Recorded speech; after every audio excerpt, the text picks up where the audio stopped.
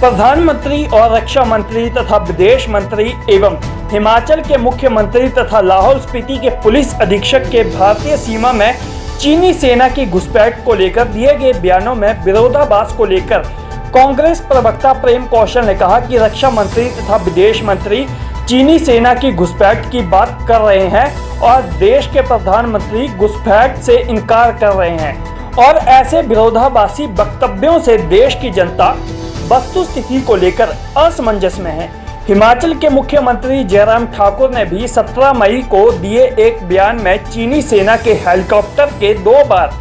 भारतीय सीमा में घुसने की बात कही, जबकि लाहौल स्पीति के पुलिस अधीक्षक ने हाल ही में किसी प्रकार की घुसपैठ से इनकार किया है। प्रेम कौशल ने कहा कि मंत्री कुछ कह रहे हैं तो प्रधानमंत्री कुछ और ही कहते हैं। मुख्यमंत्री अलग जानकारी देते हैं और अधिकारी उसके उलट बयान देते हैं, जिससे स्पष्ट हो जाता है कि केंद्र और प्रदेश सरकार के मंत्रालयों तथा अधिकारियों के बीच कोई सामंजस्य एवं तालमेल नहीं है, जिसके चलते विश्व में देश की स्थिति और छवि को आघात पहुंच रहा है। कांग्रेस प्रवक्ता ने देश में लगातार बढ़ रही पेट्रोल डीजल की कीमतों को केंद्रीय वित्त राज्य मंत्री अनुराग ठाकुर द्वारा उचित ठहराए जाने पर भी प्रतिक्रिया व्यक्त करते हुए कहा कि इस संदर्भ में अनुराग ठाकुर द्वारा दिया गया तर्क,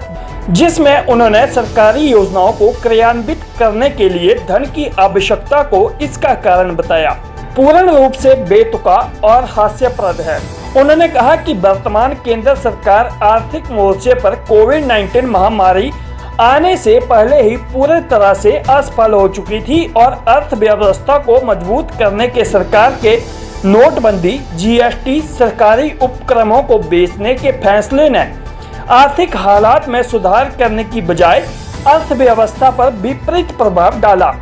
वर्तमान केंद्र तथा राज्य सरकार को हर मर्ज की एक ही दवा नजर आती है, मात्र कीमतों में अंधाधुंध बढ़ोतरी कर जनता को निचोड़ना, फिर वह बढ़ोतरी चाहे तेल की कीमतों में हो या खाद्य पदार्थों की कीमतों अथवा सीमेंट इत्यादि भवन निर्माण सामग्री की कीमतों में। भारतीय सीमा में चीनी सेना की घुसपैठ को लेकर प्रधानमंत्री, विदेश मंत्री और रक्षा मंत्री के बयानों में जो विरोधाभास है, उस विरोधाभास के चलते देश की जनता असमंजस में है। प्रधानमंत्री सच बोल रहे हैं या उनके रक्षा मंत्री और विदेश मंत्री सच बोल रहे हैं। प्रधानमंत्री कहते हैं चाइनीज सेना की घुसपैठ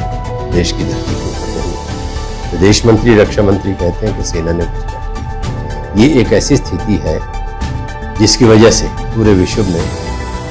भारत की जो छवि है उसको भी आघात पहुंच रहा है और हमारी जो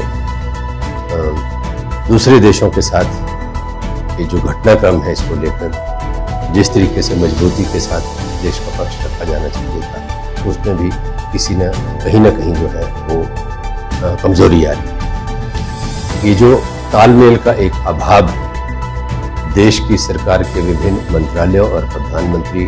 कार्यालय के बीच में है, ये बहुत आश्चर्यजनक है और देश के लिए बहुत दुर्भाग्यपूर्ण है। इसी प्रकार हिमाचल प्रदेश के मुख्यमंत्री ने 17 मई को एक बयान जारी कर कहा कि हिमाचल प्रदेश की सीमा में लाहौल स्पीति के साथ लगती जो सीमा है उसमें चाइना के हेलीकॉप्टर्स ने 2 बार